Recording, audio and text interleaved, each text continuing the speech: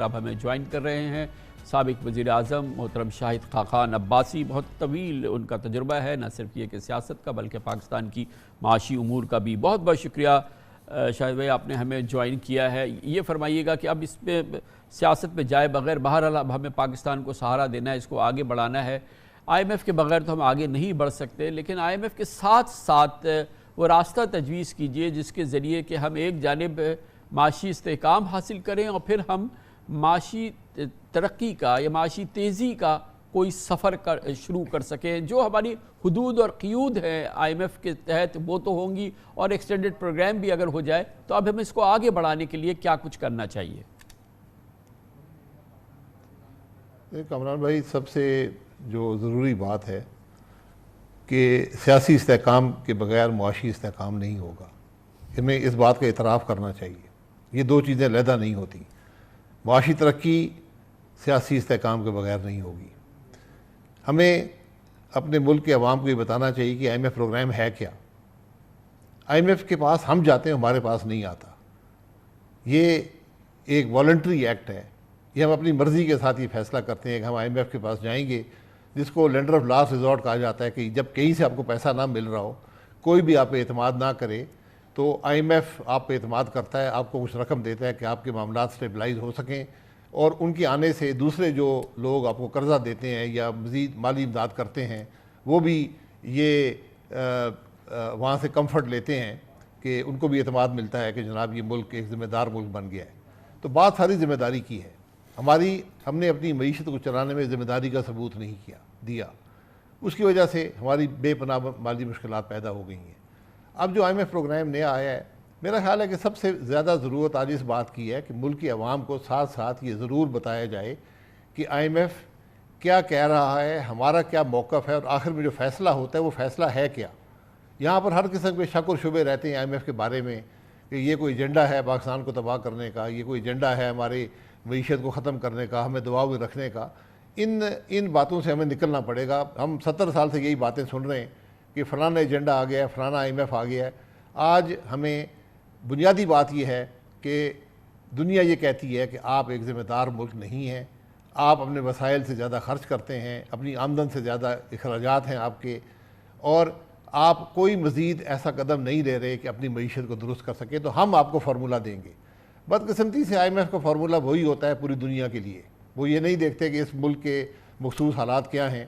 مثلا میں آپ کو ایک، اور اس پر یہی بات آپ نے نیگوشیٹ کرنی ہوتی ہے آئی ایم ایف سے۔ یہ فرمائیے گا کہ این ایف سی ایوارڈ تو ہم نے تقسیم کیا ہے، اس کو جنم ہم نے دیا ہے، اور اس این ایف سی ایوارڈ کے نتیجے میں اگر وفاق پہلے دن ہی کنگال ہو جاتا ہے اور جو ٹوٹل ریونیوز ہے اس کا 56% چلا جاتا ہے صوبوں کو، باقی چلا جاتا ہے قرض کی ادائیگی کو، اور پھر تھوڑا بہت بچتا ہے ڈیفنس پہ چلا جاتا ہے، اور پھر قرض لے کے وفاق کام شروع کرتا ہے۔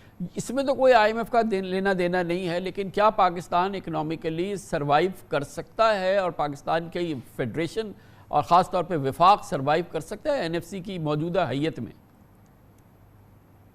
چلیں این ایف سی ایوارڈ کو دیکھ لیتے ہیں۔ ہم نے کیا نا کہ باہر سے پریشر نہیں تھا کہ این ایف سی ایوارڈ کو کیا رکھا جائے، یہ پولیٹیکل فیصلہ تھا، اور جس عرصے میں یہ سارا این ایف سی ایوارڈ کا معاملہ ہوا اس وقت ایک ماشاء اللہ حکومت بھی تھی، اس کے بعد پولیٹیکل گورنمنٹس بھی آئیں، ہائیبرڈ گورنمنٹس بھی آئیں، سب نے اس کو مینٹین رکھا ہے۔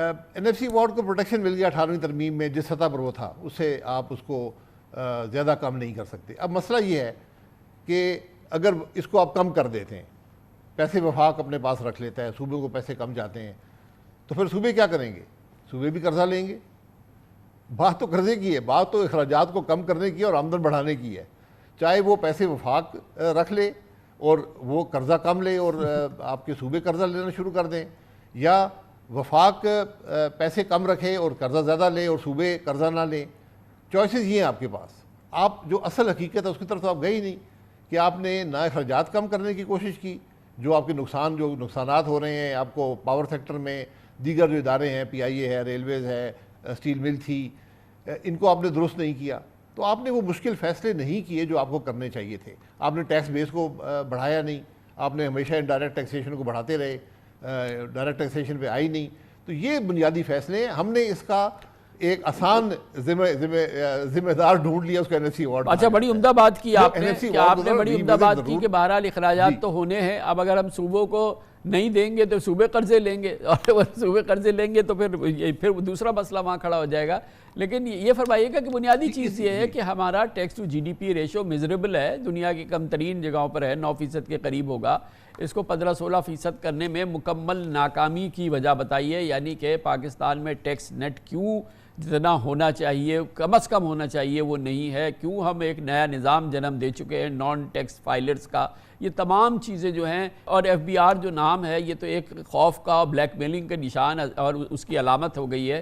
تو یہ جو ہمارا ٹیکس کے نظام کی اصلاحات ہیں یہ نہیں کر سکی نا کوئی بھی حکومت، حد المقدور جو صحیح ہونا چاہیے تھا وہ نہیں ہو سکا، اس کی کیا وجہ ہے؟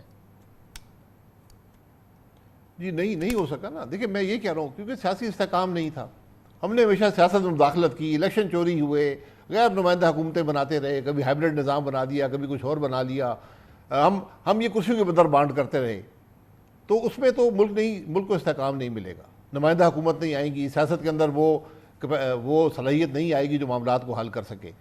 تو اس لیے آپ نے آج بنیادی فیصلے کرنے ہیں۔ میری صرف گزارش یہ ہے کہ کیا وہ بنیادی فیصلے آپ ایک مستحکم سیاسی حکومت، ایک مستحکم سیاسی نظام کے بغیر کر سکیں گے؟ میرا نہیں خیال کہ آپ یہ کر سکتے ہیں۔ تو آپ نے سب سے پہلے تو ملک کو سیاسی استحکام دینا ہے۔ آپ کی معاشی ترقی کی ابتدا سیاسی استحکام سے آئے گی۔ آپ نے ہمیشہ یہ tax to G D P ratio کی بات کر لیتے ہیں۔ آپ اگر جی ڈی پی بڑھا لیں، ریشو کم بھی ہو، آپ کے پاس رقم تو زیادہ آ جائے گی، تو آپ نے جی ڈی پی بڑھانی ہے۔ صحیح۔ تو میں بنیادی جو معیشت کے اصول ہیں ہم اس سے بھی انحراف کر رہے ہیں۔ آپ یہ دیکھ لیں، میں آپ کو حقیقت سے کہتا ہوں، میرے پاس کوئی اس کا ثبوت نہیں ہے کہ میں آپ کو امپیریکل کو ثبوت پیش کر دوں، لیکن آپ کسی بھی معیشت کے ایکسپرٹ سے پوچھیں، آپ کو یہی بتائے گا کہ ہماری انفارمل اکانومی جو ہے وہی ملک کو سسٹین کر رہی ہے۔ جو ہماری ایکچوئل جی ڈی پی آپ کو نظر آتی ہے، ہماری جو اصل جی ڈی پی ہے انفارمل اکانومی سمیت، وہ اس سے بہت بڑی ہے، ورنہ ہمارا ملک چل ہی نہ پاتا، ورنہ آپ کی ملک کے حالات اتنے بگڑ چکے ہوتے کہ آج لوگ سڑکوں پر ہوتے۔ تو ہماری ایک بہت بڑی انفارمل اکانومی ہے، آپ نے اس کو فارمل نیٹ میں لانا ہے، یہ آپ کے سب سے بڑا چیلنج ہے۔ سر ایک اور چیز بہت اہم ہے جو پاکستان کی معیشت کو لے ڈوب رہی ہے، اس میں آپ کا بڑا ٹھوس اور وسیع تجربہ ہے، وہ یہ کہ ہمارا جو گیس اور بجلی کی شعبہ ہے اس کی تباہ کاری اور اس کی وجہ سے جو گردشی قرضے 5700 ارب، اور اس میں آپ نے بھی سر توڑ کوشش کر لی، متعدد بار کر کے دیکھ لی، دوسری حکومتیں آئیں انہوں نے اپنے تئیں کر کے دیکھ لی، جو کچھ بھی ہوا ہر سیاسی جماعت کی آ گئی، یہ قضیہ خراب سے خراب تر ہوتا گیا، اس کا کوئی حل نہیں ہے ہمارے پاس۔ دیکھیں اگر آپ کو سمجھ نہیں ہوگی تو حل نہیں کر پائیں گے۔ ہمارے اندر صلاحیت کی اتنی کمی ہے اور ہم حقیقت سے ہمیشہ آنکھیں بند کر کے رکھتے ہیں۔ یہ ایک بڑی واضح حقیقت ہے کہ گیس کا نظام، بجلی کا نظام یہ ڈالرز میں چلتا ہے، یہ روپے میں نہیں چلتا۔ آپ جو گیس خریدتے ہیں، جو بجلی بناتے ہیں، یہ ڈالرز میں خریدتے ہیں۔ جب روپیہ کمزور ہوگا، ڈالر مضبوط ہوگا، تو روپے کے اندر اس کی گیس کی قیمت اور بجلی کی قیمت بڑھ جائے گی۔ ان چیلنجز کو آپ نے کیسے، ہم نے نہ بجلی کی قیمت ہم بڑھاتے رہے، جیسے ہی وقت آتا ہے آپ کو اس نظام کے اندر جو بھی نظام ہے اس کے مطابق ہی آپ کو قیمت گیس اور بجلی کی بڑھانی پڑتی ہے۔ یہاں پر نہ عمران خان صاحب نے یہ فیصلے کیے، نہ جو 16 مہینے حکومت آئی اس نے یہ فیصلے کیے، اور نتیجہ یہ ہوا کہ وہ معاملہ بھی بگڑتا گیا، آپ کو بالآخر وہ ریٹ بڑھانے بھی پڑے کیونکہ اور کو چوائس نہیں رہی تھی، اور آپ کے تمام ادارے بھی تباہ ہو گئے۔ تو ہم جب یہ فیصلے کرنے سے گھبراتے ہیں، فیصلے نہیں کرتے، بر وقت نہیں کرتے، تو اس سے خرابی مزید انتہا کو پہنچ جاتی ہے، اور ہم اسی انتہا پہ پہنچ گئے۔ آج ہماری ہر کمپنی جو ملک کی ہے وہ بینکرپٹ ہے، اس کے پاس پیسے نہیں ہیں، سرکولر ڈیٹ جو ہے وہ بڑھتا جا رہا ہے، اس کا کوئی حل ہم ڈھونڈتے نہیں ہیں۔ اس کا حل پرائیویٹائزنگ کا کوئی ہے نہیں، آپ کو بجلی کی کمپنیاں پرائیویٹائز کرنی پڑیں گی، اس کی ایک شارٹ ٹرم میں قیمت ادا کرنی پڑے گی، اور پھر جا کر معاملہ درست ہوگا۔ آپ کے پاس کے الیکٹرک کا اگزامپل موجود ہے۔ آج کے الیکٹرک ملک کے گردشی قرضے میں حصہ نہیں ڈالتا، لیکن باقی تمام جو آپ کے ڈسکوز ہیں جو بجلی سپلائی کرتے ہیں وہ بے پناہ کوئی رقم، کوئی 300 ارب کہتا ہے، کوئی 500 ارب کہتا ہے، پتہ نہیں رقم ہے کیا، لیکن بہت بڑی رقم، سب سے بڑا چیلنج آج آپ کے جو بجلی کی ڈسٹریبیوشن کمپنیز ہیں وہ ہیں، اور اسی طرح دیگر ادارے بھی ہیں۔ تو جب ہمارے اندر فیصلہ کرنے کی صلاحیت نہیں ہوگی، ملک کو چلانے کی صلاحیت نہیں ہوگی، سیاسی عدم استحکام ہوگا، پھر یہ سب چیزیں پیچھے رہ جاتی ہیں۔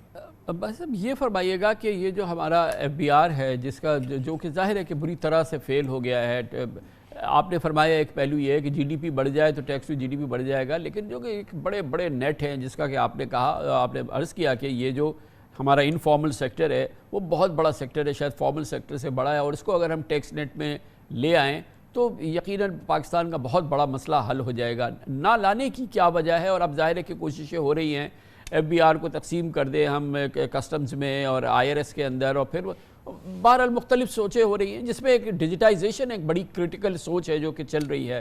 کیسے ممکن ہے کہ ہم حاصل کر سکیں یہ اپنے ٹیکس نیٹ کو ہم بڑھا سکیں اور انفارمل سیکٹر کے ایک بڑے حصے کو فارمل کر سکیں؟ آپ کو ٹیکنالوجی استعمال کرنی پڑے گی۔ ہمارے پاس ٹیکنالوجی موجود ہے، ہمارے پاس یہ سب نظام موجود ہے، ہم اس کو استعمال نہیں کرتے۔ ہم نے ٹیکس کا نظام جب کورسو ہو جائے، جب اس کے ریٹس اتنے زیادہ ہوں کہ وہ ملک میں کرپشن کو بڑھائیں، تو پھر آپ کو ایسے اقدامات کرنے چاہیے کہ یہ چیزیں ختم ہوں۔ تو ہم نہ ٹیکنالوجی استعمال کرتے ہیں، ہم ٹیکس ریٹس کو بڑھاتے ہیں، اور ہمارا تمام جو نظام ہے ایف بی آر کا وہ ایک کوارشن پہ ہے۔ آپ ذرا یہ پتہ کر لیں کہ ایک ایف بی آر کا جو بھی اس ڈویژن یا جو بھی ان کا ادارہ ہے اس کا جو ہیڈ ہے وہ کتنے نوٹسز جاری کرتا ہے، کتنے ارب یا خرب کے نوٹس جاری کرتا ہے، اور کلیکشن کتنی ہوتی ہے۔ آپ یقین کریں میں نے کمپنی کو دیکھا ہے جن کو 10 ارب کے نوٹس آ جاتے ہیں، ان کا کاروبار سال کا 10 ارب نہیں ہوتا، اور پھر بالآخر وہ 1.5-2 کروڑ کی رقم ادا کر کے اور اپنی جان چھڑاتے ہیں۔ تو یہ نظام نہیں چلنے والا، یہ بالکل ناکام ہو گیا۔ آپ کو مکمل طور پہ اس نظام کو اوور ہال کرنا پڑے گا، ٹیکنالوجی کو استعمال کرنا پڑے گا، یہ جو کورسو میجرز ہیں ان کو ختم کرنا پڑے گا، اور طریقے سے جو پوری دنیا استعمال کرتی ہے آپ نے ٹیکس کو کلیکٹ کرنا ہے۔ اور سب سے زیادہ آپ کو انڈیویجول ٹیکس پیئرز ہیں، چاہے آپ کو اس سے کلیکشن ہو یا نہ ہو، ایک شہری کی بنیادی ذمہ داری ہے کہ وہ ٹیکس ادا کرے۔ 122 ملین ہمارے ملک کے اندر شناختی کارڈ ہیں، 122 ملین ووٹر ہے، شاید اس سے بھی تھوڑا زیادہ ہے، لیکن ٹیکس ادا کرنے والے 1 ملین بھی نہیں ہیں۔ یہیں سے آپ کو پتہ چل جاتا ہے کہ ملک میں ہو کیا رہا ہے۔ آپ یہ پتہ کر لیں کہ ملک میں عمرے میں جانے والے کتنے لوگ ہیں، ملک میں ہوائی بیرون ملک جانے والے کتنے لوگ ہیں۔ تو اگر وہ سارے ٹیکس ادا نہیں کر رہے اور پھر بھی یہ اخراجات کر رہے ہیں تو پھر وہ پیسہ آیا کہاں سے؟ تو آپ کو اس ملک کے لوگوں کو بھی ذمہ دار شہری بنانا پڑے گا۔ اس کا نظام موجود ہے آپ کے پاس، ہم امپلیمنٹ نہیں کرتے۔ ہم نے آج جو تنخواہ دار طبقہ ہے اس پہ 32% تک اس پہ آپ نے ٹیکس لگا دیا، آپ بھی یقیناً 32% ادا کرتے ہوں گے۔ کیا 32% ادا کرنا مناسب بات ہے؟ صحیح۔ آپ 32% اس لیے ادا کر رہے ہیں کہ باقی ہمارے جو بھائی ہیں یا میرے طرح کے لوگ ہیں ہم ٹیکس نہیں ادا کرتے، تو کامران خان صاحب کو ٹیکس ادا کرنا پڑتا ہے۔ یہ چیزیں ختم کرنی پڑے گی۔ بڑی نوازش، بہت بہت شکریہ محترم شاہد خاقان عباسی سابق وزیر اعظم ہمارے ساتھ تھے۔ اس کے ساتھ ہی ہمارے آج کے پروگرام کا اختتام ہوتا ہے۔ کل آپ سے پھر ملاقات ہوگی انشاءاللہ۔ کل تک کے لیے کامران خان کو اجازت، اللہ حافظ و ناصر۔